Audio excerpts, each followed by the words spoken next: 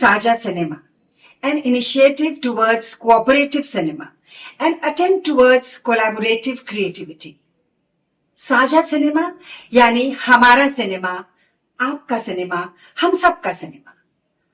हर साल हर रोज हजारों फिल्में बनती हैं जिनमें कमर्शियल स्टार्स होते हैं, उन्हें बड़ी बड़ी थिएट्रिकल रिलीजेस मिलती हैं, अच्छी कहानियां होती हैं, बहुत कुछ धूमधाम होती है उनमें. हम सब फिल्मों को देखने जाते हैं बड़े बड़े थिएटर्स में और हमारा मनोरंजन होता है.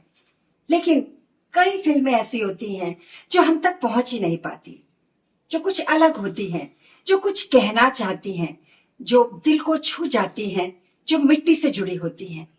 ऐसी फिल्मों को थिएट्रिकल रिलीजेस मिलती नहीं है, न डिस्ट्रीब्यूटर्स मिलते हैं, और जो फिल्म मेकर्स होते हैं वो हतोत्साहित हो जाते हैं, निराश हो जाते हैं कि आखिर अपनी फिल्में हम तक पहुंचाएं कैसे. साझा सिनेमा एक ऐसा मंच है, एक ऐसा प्लेटफॉर्म है जहां पर आपको इस तरह की हटके, मिट्टी से जुड़ी, जमीन से जुड़ी, दिल को छू जाने वाली फिल्में देखने को मिलेंगी. उन डायरेक्टर्स की, उन राइटर्स की जिन्होंने बड़ी मेहनत से इन फिल्मों को बनाया है लेकिन हम तक पहुंचा नहीं पाए. Sajha cinema is an attempt to source, curate and show such films primarily created by indie filmmakers. जी हाँ, इंडी फिल्म मेकर से मतलब है इंडिपेंडेंट फिल्म मेकर्स, जो सिर्फ इंडिया से नहीं, कहीं और से भी हो सकते हैं, विश्व के किसी भी कोने से हो सकते हैं. हम ऐसी फिल्में आप तक लाएंगे, आप तक पहुंचाएंगे. लेकिन ये आइडिया कैसे आया? किसने इसके बारे में सोचा? इस प्लेटफॉर्म के बारे में, इसके बारे में सोचा है एक ऐसे ही फिल्म मेकर ने जिन्होंने कई फिल्में बनाई हैं, कई फिल्में लिखी हैं.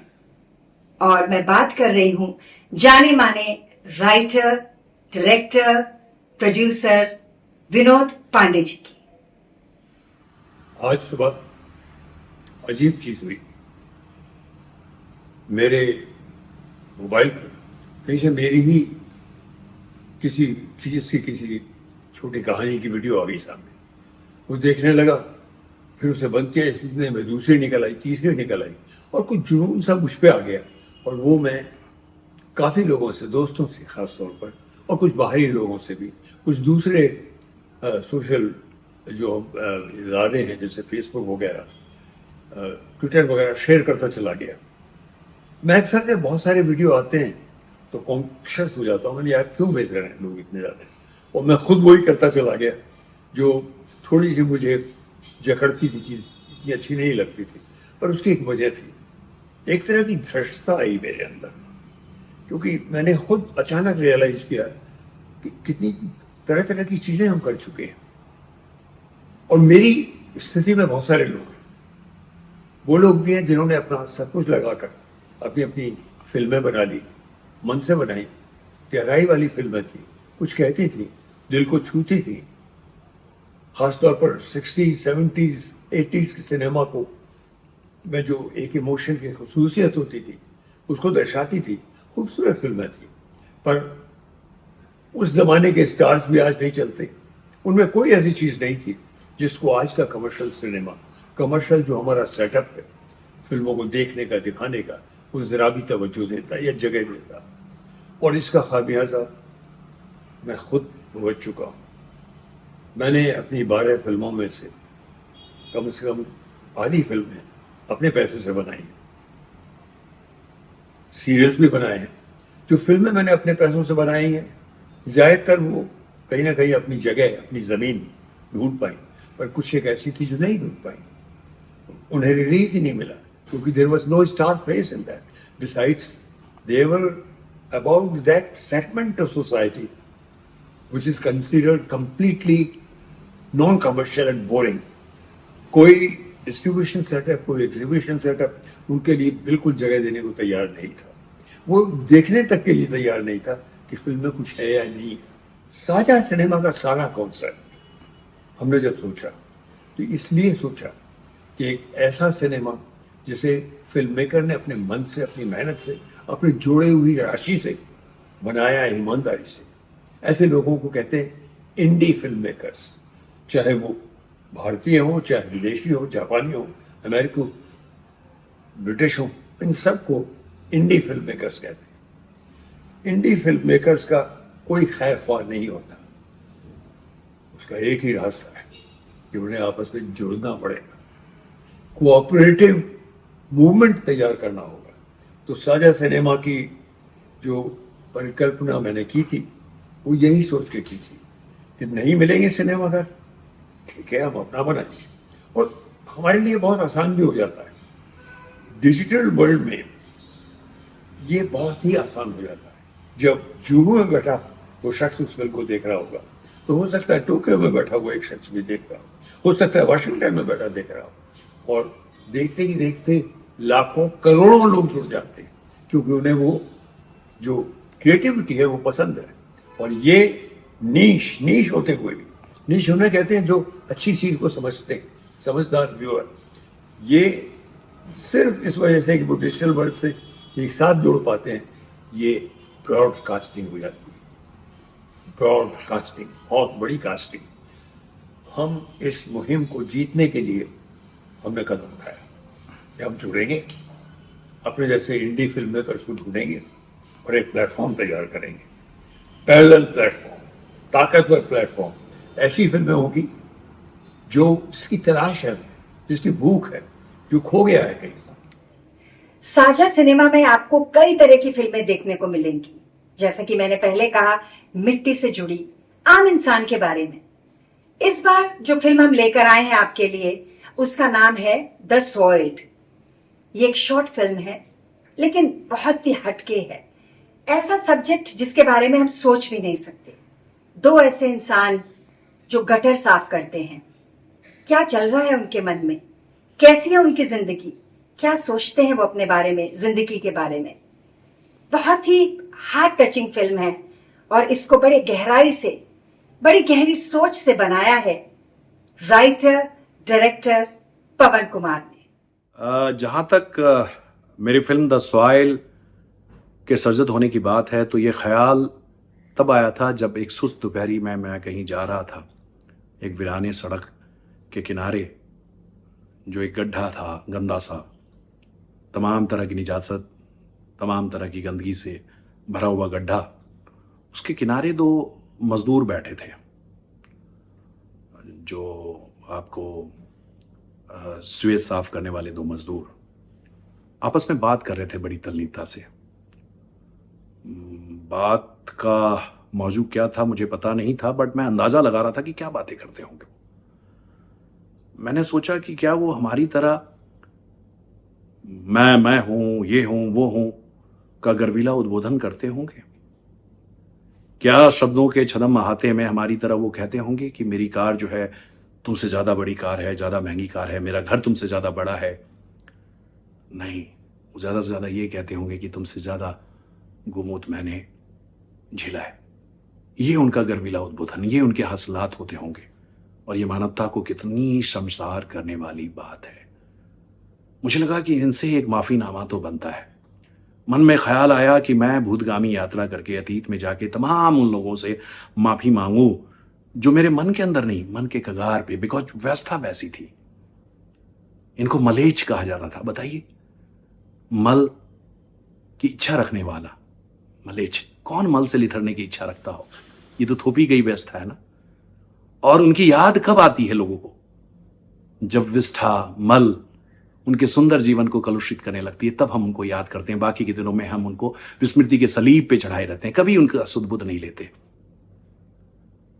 तो बड़ा मन आया कि मैं अतीत में जाके तमाम उन लोगों से माफी मांगू जो मेरे मन के कगार पे चुपमुख होके, डरे हुए लोग चुपमुख होकर बैठते हैं ना, मन के कगार पे बैठे रहते थे चुप, हमारी स्पृशता से, हमारी छुअन से डर के। माफी मांगने का मन किया उस जमादार से। जब मैं लिफ्ट जा रहा होता हूं तो वो ठिठक के रुक जाता है। वो पहले है, कतार में पहले है, वो आगे है, कायदे से उसको जाना चाहिए, वो नहीं जाता।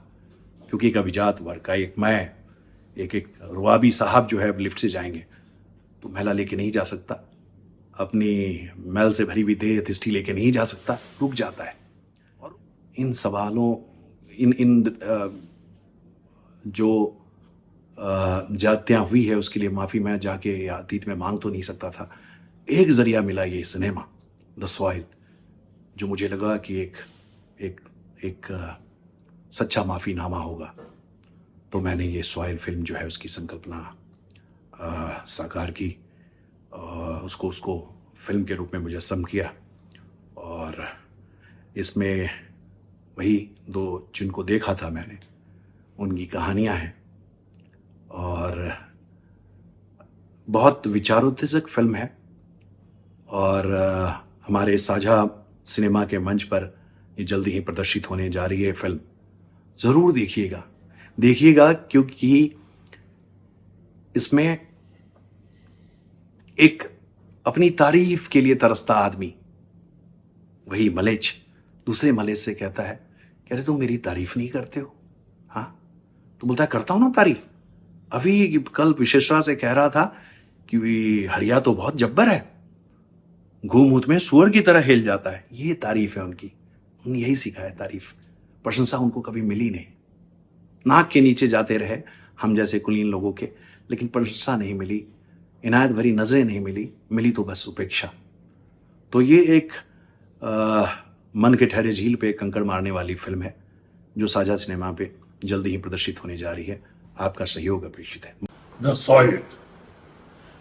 सॉइल्ड एक ऐसी फिल्म है जिसे मैं कहता हूं उद्वेलित करने वाला सिनेमा, झकझोरता है आपको। कोई नहीं सोच सकता था ऐसा सब्जेक्ट।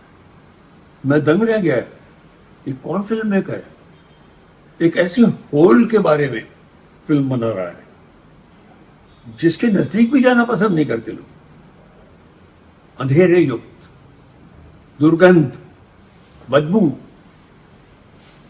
जहां इंसान जीवित नहीं रह सकता। सॉइल्ड बहुत गहरी फिल्म है और ऐसी फिल्म को देखा जाना चाहिए क्योंकि डेफिनेटली इसकी गूंज, इसकी आवाज बहुत दूर दूर तक जाएगी। इसके जो फिल्म मेकर हैं उन्होंने भी ऐसे ही एक चर्चा करते हुए अचानक कहा कि जिस तरह से वो टपरी फिल्म क्लब को एक आवाज के तौर पर देखते हैं, वो बोले मेरी फिल्म भी एक आवाज है।